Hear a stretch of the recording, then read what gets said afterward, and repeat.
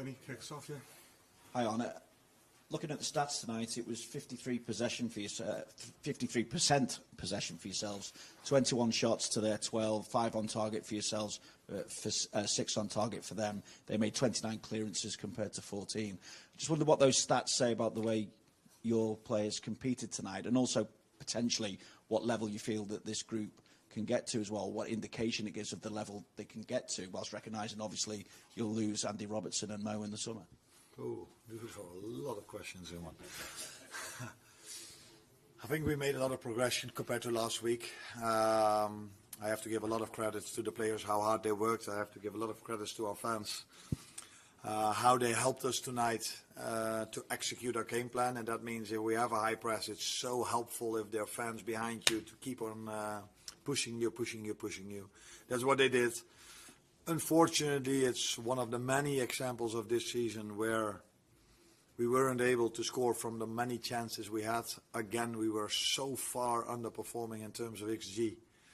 And that is just an ongoing thing with us throughout the whole season. And add to that, as it seems to be a bad injury, we don't know sure yet.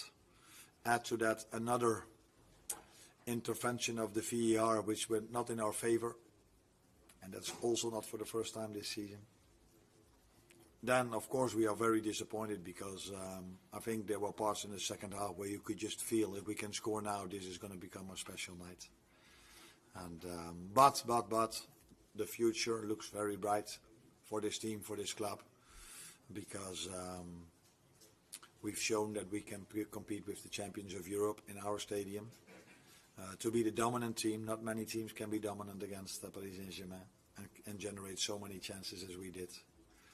But yeah, chances is one thing, scoring is a second. What do you make of that decision to overturn the penalty? Because the argument is obviously clear and obvious. Was it clear and obvious for yourself? I think probably last week we've had too much luck. And we ran out of luck today. So last week there were also 2 incidents where we might have been a bit lucky. Although the first one that was overturned by the VAR, there was clearly no contact and the ball was played. The second one could have been a penalty, but if you don't give it a referee, I don't think the VAR should overturn it. And today, in my opinion, and I've conceded a few of these penalties this season, and I could name them all for you, but starting with Brentford away and Leeds away, where yes, there is contact, but you would never give a penalty for this. But yeah, if the penalty is being given, usually VARs tell you, I see contact, so yeah, then the decision should be the on-field decision. I should support that. But yeah, I wasn't surprised, were you? You've seen a lot of our games. You're a fan of another club in this city, so but I wasn't surprised that this went against. But that's not the story of the game. I'm surprised, given that there's contact, that it's overturned. Yeah, me too, but not when it comes to us, because this has happened to us multiple times this season. I think it was Rodrigo Bernardo Silva who said that they've been very unlucky with referees this season. I heard them saying this 1 month ago, something like that. Then I thought, oh, if you can say that, then remember the both games you played against us, how many decisions then went against us. So what does it tell about us if they already think it went against them? And it is what it is. And you mentioned Hugo. What's the early indication? Was it an Achilles injury? And also, was Joe Gomez injured when he came off? No, he wasn't injured, but I wanted to make a different substitution. And then he said to me, I'm not convinced if I can keep sprinting. I feel a little bit, so I think it's better to go off than not to take the risk. So yeah, then I think that was my 4th or my 5th. That would have been my 4th substitution. So then to keep someone on that might get injured afterwards is never a smart thing. So I had to change the substitution. And Hugo, yeah, I think we all saw the video and the clips. That doesn't look good. 88 minutes still tonight. We could play with Florian, Alex, and Hugo. We added 27, 28 to that tonight. And I would be surprised if we can add a few more minutes to that this season. But the good thing is, Alex is back. So yeah. This side. Rich. Yeah, Yeah, sorry, on Alex, you said the good thing is that he's back. I mean, what did you make of his performance? Was he sharp enough for a game of this size, and was it a bit of a gamble, sort of hoping he could get back to his best? No, I said before the game that if you go to extra time and you play in the second half and he plays 45 minutes, there's only 2 minutes in between before extra time comes up for half an hour. And I don't think that was realistic, but to play him 45 and let's see at halftime how he feels to add 5 to 10 minutes to that was a possibility for today. But because we already had to make this first substitution in the first half, I didn't want to make the second substitution 5 or 10 minutes after halftime. That's why I took him off at halftime. He was twice close to a goal, and that's why you play a striker of his level, because there was one header from a set piece, and there was one great run in behind Pacho, where he was really close to scoring, which eventually was offside. So it's good to see and to have him back, and I think he was ready. If I thought he wasn't ready, then I wouldn't have played him.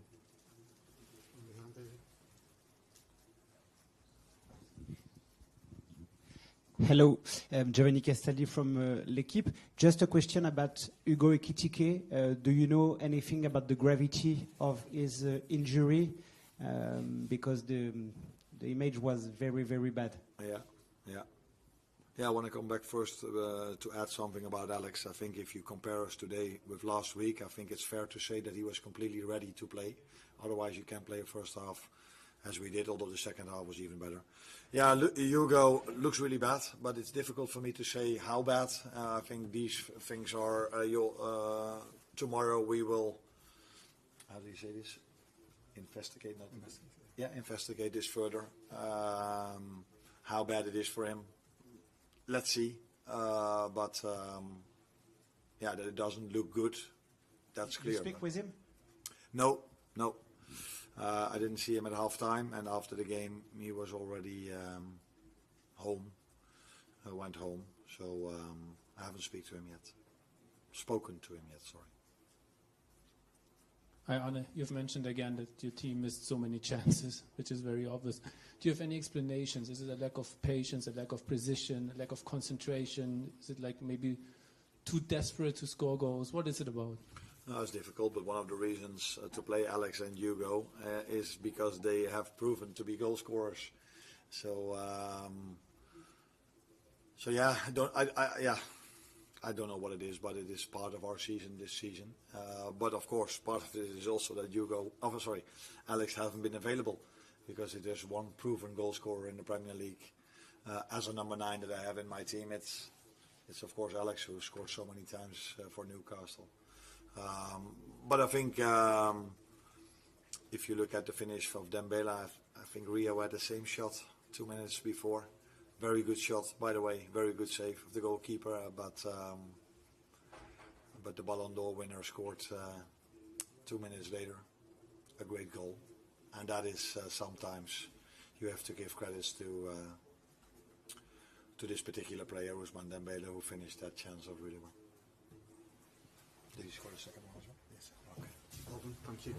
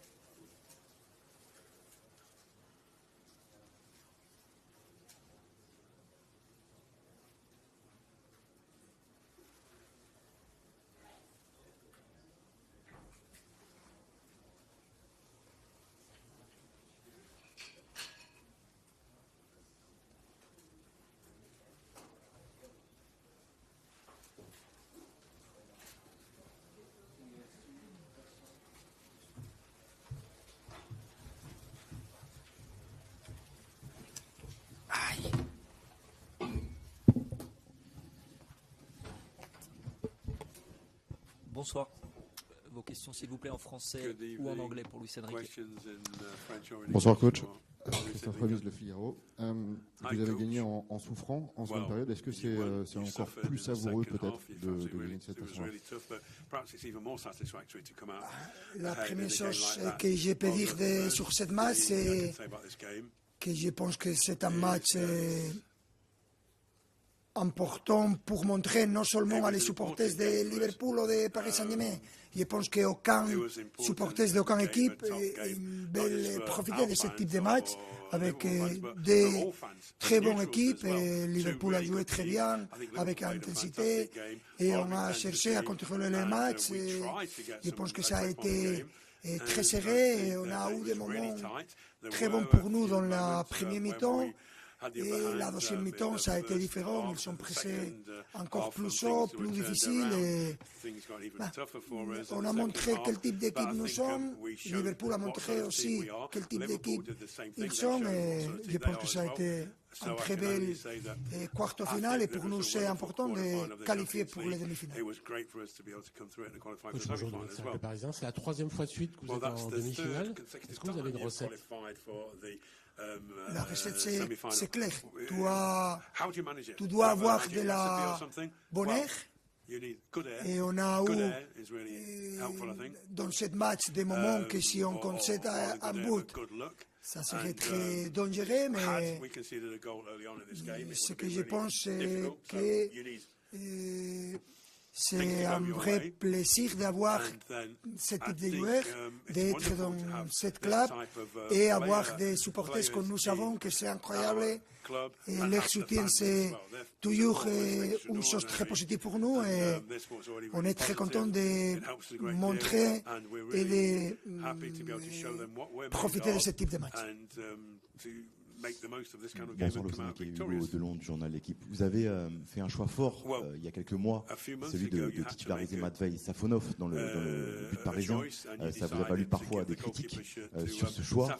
Aujourd'hui, vous avez raison dans la mesure où depuis quelques semaines il est décisif. Quel regard vous portez sur le match de Matvei ce soir? Ça c'est ma première question. Et peut-on avoir des nouvelles des blessures de Nuno Mendes et de Désiré Doué? Merci à vous. Les blessures, c'est un couple et Nuno, il faut voir demain. On prend des risques et il aura demain voir quel est le test et quel est le résultat. Je ne sais pas. Et qu'est-ce que tu as demandé? Ah, Mocha, ok. J'ai dit dans le début de saison que c'est un plaisir d'avoir trois gardiens que nous avons. Rien. Il a fait sa travail de la meilleure des manières. Aujourd'hui, on a montré quel type d'équipe nous sommes et ce qu'on a montré l'année dernière, qu'on continue à montrer cette année. Et c'est très important pour nous de savoir que c'est difficile d'être là après gagner la Champions League, mais encore il faut profiter de ces moments et penser à la prochaine éliminatoire, à la demi-finale. Demain, on va voir quelle est l'équipe contre qui on va jouer. Bonsoir coach, Arthur Perrault, RMC tout au fond. On l'avait vu plutôt en difficulté, en tout cas en manque d'efficacité sur le premier match. Ce soir, Ousmane a inscrit un doublé. Est-ce qu'un grand parcours en Coupe d'Europe du Paris Saint-Germain, ça passera par un Ousmane comme celui qu'on a vu ce soir? Merci. Ousmane est un joueur très différent. On ne peut pas parler d'un match qu'un joueur il ne marque pas de but, comme un joueur très différent, un joueur top mondial. Pour nous, c'est un plaisir parce qu'on sait de sa capacité à lidérer l'équipe dans la défense. Aujourd'hui, on a eu de défendre beaucoup de moments, spécialement les deuxième mi-temps. C'est ça comme une équipe sûrement à les adversaires. Et je suis très content de voir quelle est notre mentalité et comme nous avons affronté ce match. Bonsoir coach Giovanni Castaldi pour la chaîne L'équipe. Vous êtes le champion d'Europe en titre. Parfois on a l'impression qu'il y a une forme d'aura autour de cette équipe. Est-ce que vous trouvez que mentalement, de par cette conquête, votre équipe est encore plus forte, notamment dans ces instants difficiles comme vous avez parfois connu en Anfield ce soir? Merci. Je ne sais pas. C'est difficile à valoriser ça, à juger ça. Ce que je peux dire, c'est le vrai plaisir de savoir que ton équipe va être au niveau, quel que soit le stade, quel que soit l'adversaire, n'importe quel que soit l'adversaire, n'importe quel que soit le stade. Et après, tu peux gagner, tu peux perdre, tu peux avoir aucun résultat, mais je pense que c'est clair quel type d'équipe nous sommes. Et quand tu as cette confiance et tes supporters vont ce type de mentalité, c'est très facile d'être ensemble et c'est un vrai plaisir de vivre ce type de jour. Bonsoir, Philippe Sanfourche pour RTL, devant. Vous avez une équipe qui est 99% du temps en maîtrise totale, collectivement, que ce soit en championnat, en Coupe d'Europe, depuis 2 saisons.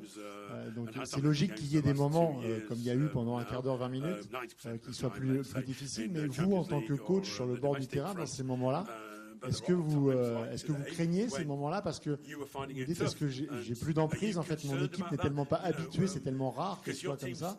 Est-ce que c'est des moments où ils peuvent décrocher? Est-ce que vous avez craint que ça puisse être dangereux? Ce sont des moments en tant qu'entraîneur que c'est impossible de contrôler parce que dans ces moments, si c'est le basket, j'ai fait un tiempo muerto, comme ça dit, temps mort. Et attention, fais attention parce que tu commences à défendre plus beau de l'habituel et c'est un vrai risque. Mais c'est le merveilleux de le football. Tu dois savoir qu'ils sont en train de prendre beaucoup de risques. Ça représente qu'à aucun moment on va avoir un contre-attaque et fermer les matchs. Ça a passé plus loin de ce que j'ai pensé, mais à la fin, on a eu de la bonheur. Et avec les défenseurs et l'équipe, et aussi Safonov, on a contrôlé ce type de situations, les situations que tu peux contrôler, parce que c'est très difficile.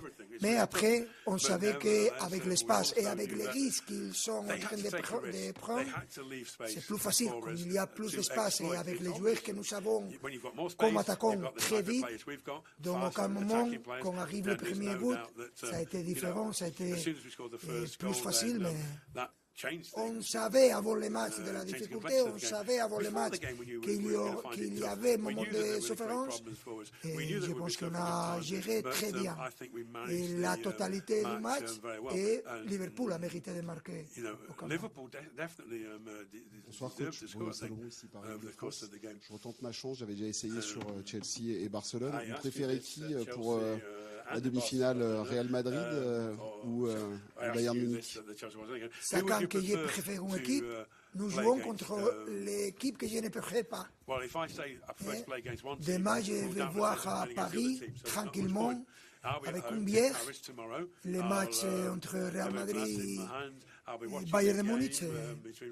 On va profiter de la quart de finale pour voir quel est l'adversaire. Mais n'importe quel que soit l'adversaire, demi-finale de Champions League, je pense que c'est mérité et c'est une chose qu'on veut profiter avec nos supporters. Dernière question, last question for Luis Enrique. Hi Luis. Which areas in particular do you believe has your team improved in compared to last season? And what is actually the secret that you have beaten so many English sides over the last 2 seasons? And finally, I think Ousmane Dembélé approached you after the match offering his Man of the Match trophy, but you refused. Could you tell us the details? He was joking. I cannot get that trophy. And he deserves that trophy. And the team deserves that trophy because to have an individual trophy, you need the collaboration of the whole team. But nothing, okay? We were analyzing our victories against English team, but you forget Newcastle. We couldn't win Newcastle in the 3 matches that we played those 3 years. 3 matches, we lost, I think, 1, and we drew 2. But with the rest of the teams, we are getting the result. And yeah, it's always a pleasure to play in England because the stadiums and the atmosphere. And yeah, we need to continue, and we are happy to go in through the semi-final. Merci, bonne fin de soirée.